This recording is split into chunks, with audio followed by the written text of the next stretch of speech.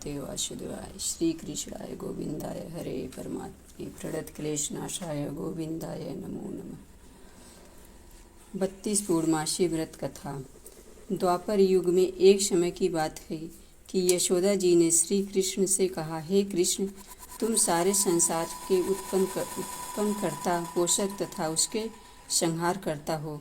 आज कोई ऐसा व्रत मुझसे कहो जिसके करने से मृत्यु लोक में स्त्रियों को विधवा होने का भय न रहे तथा वह व्रत सभी मनुष्यों की मनोवांछाओं को पूर्ण करने वाला हो।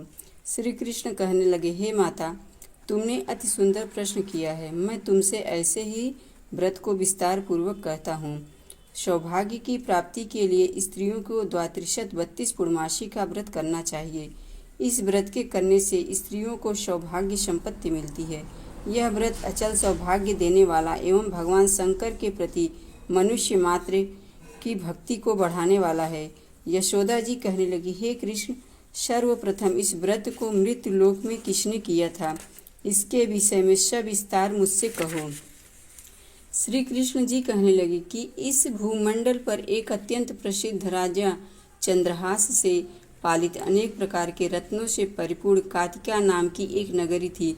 वहाँ धनेश्वर नाम का एक ब्राह्मण था और उसकी स्त्री अति सुशीला रूपवती नाम की थी।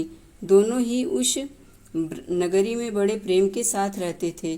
घर में धन धान्य आदि की कमी नहीं थी। संतान न होने की वजह से उनको बड़ा दुख था। एक समय एक बड़ा तपस्वी योगी उस नगरी में आ गया। वह योगी उस ब्राह्मण के घर को छोड़कर अन्य सब घरों से भिक्षा लाकर भोजन किया करता था। वह योगी एक दिन रूपवती से भिक्षा न लेकर किसी अन्य के घर से भिक्षा लेकर गंगा के किनारे जाकर भिक्षान को प्रेम पूर्वक खा रहा था कि धनेश्वर ने योगी का यह सब कार्य किसी प्रकार से देख लिया। अपनी भिक्षा के अनादर से दुखी होकर धनेश्वर योगी से बोला, महात्मन, आप सब घरों से भिक्षा लेते हैं परंतु मेरे घर की भिक्षा कभी नहीं लेते, इसका कारण क्या है? योगी कहने लगा कि निपुत्री के घर की भीख पतितों के अन्न तुल्य होती है और जो पतितों का अन्न खाता है वह पतित हो जाता है। चूँकि तुम निपुत्र हो, अतः पतित हो जाने के भय से मैं तुम्हारे घर की भिक्षा नहीं लेता हूँ। धनेश्वर यह बात सुनकर अपने मन में बहुत दुखी हुआ और हाथ जोड़कर योगी के पैरों पर गिर पड़ा तथा आर्त भाव से कहने लगा कि हे महाराज, यदि ऐसा है तो आप मुझको पुत्र प्राप्ति का उपाय बतलाएं। आप सर्वज्ञ हैं, मुझ पर अवश्य ही कृपा कीजिए। धन की मेरे घर में कोई कमी नहीं, परंतु मैं पुत्र न होने के कारण अत्यंत दुखी हूँ। आप मेरे इस दुख को दूर करें, आप सामर्थ्यवान हैं। यह सुनकर योगी कहने लगा कि हे ब्राह्मण, तुम चंडी आराधना करो। घर आकर उसने अपनी स्त्री से सब वृत्तांत कहा और स्वयं तप के निमित्त वन में चला गया। वन में जाकर उसने चंडी की उपासना की और उपासना की। चंडी ने 16वें दिन उसको स्वप्न में दर्शन दिया और कहा, हे धनेश्वर, जा, तेरे पुत्र होगा, परंतु वह 16 वर्ष की आयु में ही मृत्यु को प्राप्त हो जाएगा। यदि तुम दोनों स्त्री पुरुष 32 पूर्णमासियों का व्रत विधि पूर्वक करोगे तो वह दीर्घायु हो जाएगा। अपनी शक्ति सामर्थ्य के अनुसार आटे के दिए बनाकर शिवजी का पूजन करना, परंतु पूर्णमासी तो 32 हो जानी चाहिए। प्रातःकाल होने पर इस स्थान के समीप ही तुमको एक आम का वृक्ष दिखाई देगा। उस पर तुम चढ़कर एक फल तोड़कर शीघ्र अपने घर चले जाना। अपनी स्त्री से सब वृत्तांत कहना। ऋतु स्नान के पश्चात वह स्वच्छ होकर श्री शंकर जी का ध्यान करके उस फल को लेगी। तब शंकर भगवान की कृपा से उसको गर्भ हो जाएगा। जब वह ब्राह्मण प्रातःकाल उठा तो उसने एक स्थान के समीप पास ही एक आम का वृक्ष देखा जिस पर एक अत्यंत सुंदर आम का फल लगा हुआ था। उस ब्राह्मण ने उस आम के वृक्ष पर चढ़कर उस फल को तोड़ने का प्रयत्न किया, परंतु वह वृक्ष पर कई बार प्रयत्न करने पर भी वह न चढ़ पाया। तब तो उस ब्राह्मण को बहुत ही चिंता उत्पन्न हुई और विघ्न विनाशक श्री गणेश जी की वंदना करने लगा। हे दयानिधे, हे दया सिंधु, अपने भक्तों के विघ्नों का नाश करके उनके मंगल कार्य को करने वाले, दुष्टों का नाश करने वाले, रिद्धि सिद्धि के देने वाले, आप मुझ पर कृपा करके इतना बल देवे कि मैं अपने मनोरथ को पूर्ण कर सकूं। इस प्रकार गणेश की प्रार्थना करने पर उनकी कृपा से धनेश्वर वृक्ष पर चढ़ गया और उसने एक अति सुंदर आम का फल देखा। उसने सोचा कि जो वरदान से फल मिला था वह यही है और कोई फल दिखाई नहीं देता। उस धनेश्वर ब्राह्मण ने जल्दी से उस फल को तोड़कर अपनी स्त्री को लाकर दिया और उसकी स्त्री ने अपने पति के कथनानुसार फल को खा लिया और वह गर्भवती हो गई। देवी जी की असीम कृपा से उसने एक अत्यंत सुंदर पुत्र उत्पन्न हुआ जिसका नाम उन्होंने देवदास रखा। माता पिता के हर्ष और शोक के साथ वह बालक शुक्ल पक्ष के चंद्रमा की भांति अपने पिता के घर में बढ़ने लगा। भवानी की कृपा से वह बालक बहुत ही सुंदर, सुशील और विद्या पढ़ने में बहुत ही निपुण हो गया। दुर्गा जी की आज्ञानुसार उनकी माता ने द्वात्रिशत 32 पूर्णमासी का व्रत रखना प्रारंभ कर दिया था, जिससे उसका पुत्र दीर्घायु बड़ी आयु वाला हो जाए।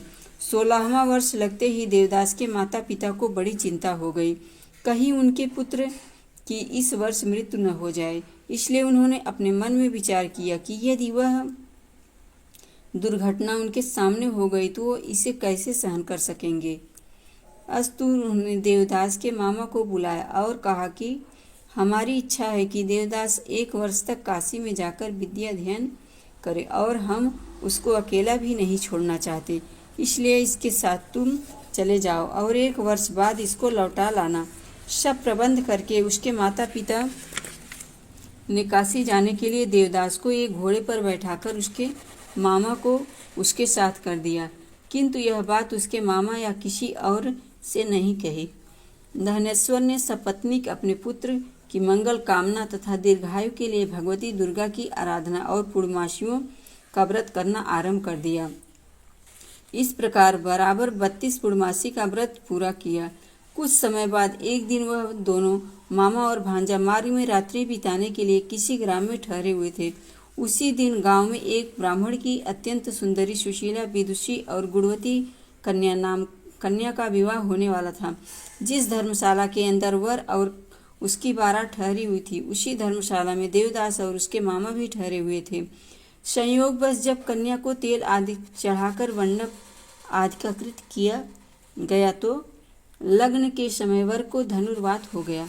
अस्तु वर के पिता ने अपने कुटुंबियों से परामर्श करके निश्चय किया कि वह देवदास मेरे पुत्र जैसा ही सुंदर है, मैं इसके साथ ही लग्न करवा दूं और बाद में विवाह के अन्य कार्य मेरे लड़के के साथ हो जाएगा। ऐसा सोचकर देवदास के मामा से जाकर बोला कि तुम थोड़ी देर के लिए अपने भांजे को हमें दे दो, जिससे विवाह के लग्न का सब कृत्य सुचारू रूप से हो सके। तब उसका मामा कहने लगा कि जो कुछ भी मधुपर्क आदि कन्यादान के समय वर को मिले वह सब हमें दे दिया जाए तो मेरा भांजा इस बारात का दूल्हा बन जाएगा। यह बात वर के पिता को स्वीकार कर लेने पर उसने अपना भांजा वर बनाने के लिए भेज दिया और उसके साथ विवाह का कार्य शब रात्रि में विधि पूर्वक संपन्न हो गया। पत्नी के साथ वह भोजन न कर सका और अपने मन में सोचने लगा कि न जाने यह किसकी स्त्री होगी। वह एकांत में इसी सोच में गर्म निश्वास छोड़ने लगा तथा उसकी आंखों में आंसू भी आ गए। तब वधू ने पूछा कि क्या बात है, आप इतने उदासीन व दुखी क्यों हो रहे हैं। तब उसने सब बात जो वर के पिता व उसके मामा में हुई थी उसको बतला दी। तब कन्या वह कहने लगी कि यह ग्रह ब्रह्मा विवाह के विपरीत कैसे हो सकता है।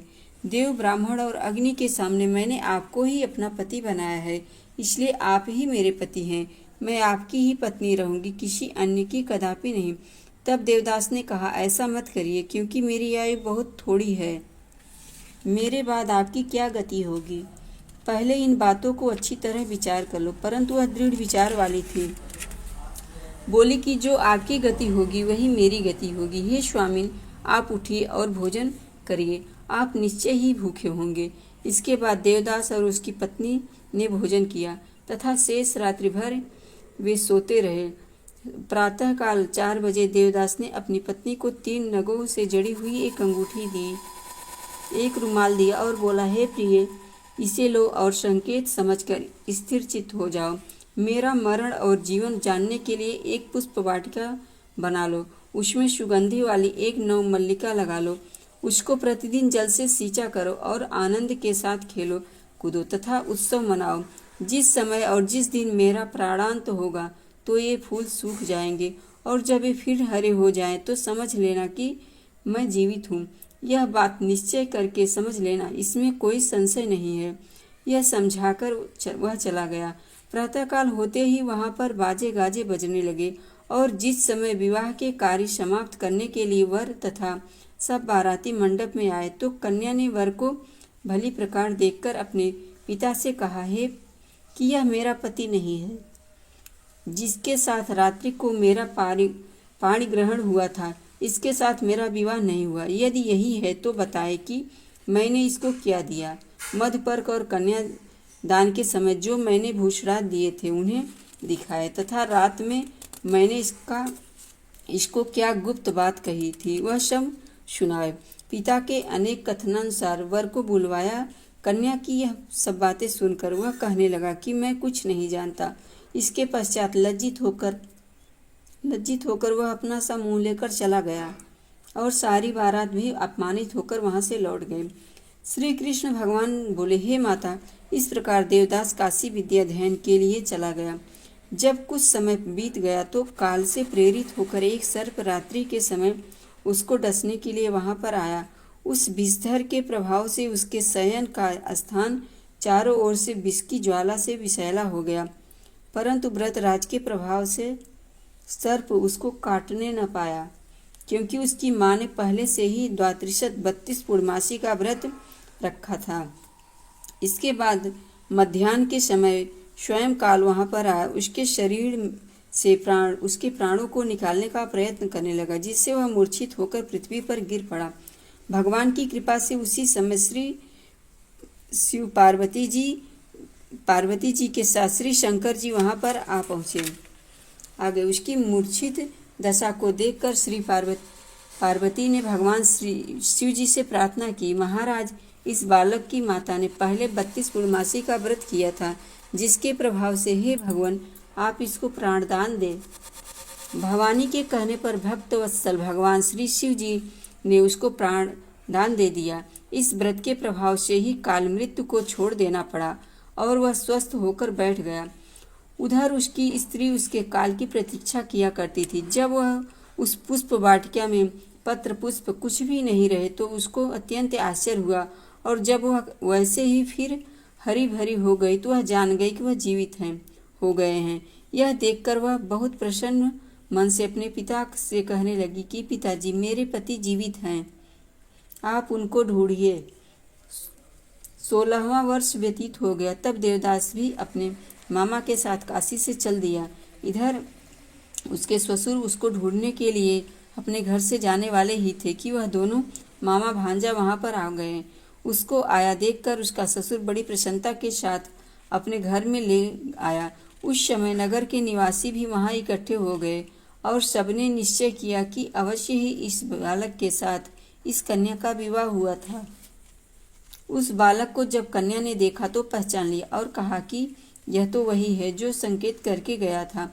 तदुपरांत सभी कहने लगे कि अच्छा हुआ जो यह आ गया, और सब नगर वासियों ने खुशी मनाई। कुछ दिन पश्चात देवदास अपनी पत्नी तथा मामा के साथ अपने ससुर के घर से बहुत सा दान दहेज में लेकर अपने घर के लिए चल दिया। गांव के आने पर तो कई लोगों ने उसको देखकर उसके माता पिता को पहले ही जाकर खबर दे दी कि तुम्हारे पुत्र देवदास अपनी पत्नी और मामा सहित आ रहे हैं। ऐसा समाचार सुनकर पहले तो उन्हें विश्वास नहीं हुआ, किंतु जब और लोगों ने भी आकर उनकी बात का समर्थन किया तो उनको बड़ा ही आश्चर्य हुआ। लेकिन थोड़ी देर में देवदास ने आकर अपने माता पिता के चरणों में अपना सिर रखकर प्रणाम किया, और उसकी पत्नी ने भी अपने सास ससुर के पैरों का स्पर्श किया। तो माता पिता ने अपने पुत्र वधू को अपने हृदय से लगा लिया और दोनों की आंखों में प्रेमाश्रु बह चले। अपने पुत्र और पुत्र वधू के आने की खुशी में धनेश्वर ने बड़ा भारी उत्सव किया और ब्राह्मणों को बहुत सी दान दक्षिणाएं देकर प्रसन्न किया। श्री कृष्ण कहने लगे कि इस प्रकार धनेश्वर 32 पूर्णमासियों के व्रत के प्रभाव से पुत्रवान हो गया। जो भी स्त्रियां इस व्रत को करती है वे जन्म जन्मांतर में वैधव्य का दुख नहीं भोगती और सदैव सौभाग्यवती रहती है। यह मेरा वचन है। व्रत में कोई संदेह नहीं। जानना, यह व्रत पुत्र पौत्रों को देने वाला तथा संपूर्ण मनोकामनाओं को पूर्ण करने वाला है। द्वादशी 32 पूर्णमासियों के व्रत करने से व्रती की सभी इच्छाएं भगवान शिवजी की कृपा से पूर्ण हो जाती है। ओम नमः शिवाय। बोलो हर हर महादेव। श्री शिवाय नमस्तुभ्यं। श्री शिवाय नमस्तुभ्यं। श्री शिवाय नमस्तुभ्यं। श्री शिवाय नमस्तुभ्यं। श्री शिवाय नमस्तुभ्यं। जय भोलेनाथ की जय। पार्वती मैया की जय। गणेश भगवान की जय। विष्णु भगवान की जय। सत्यनारायण भगवान की जय। लड्डू गोपाल की जय। शिव देवी देवता की जय।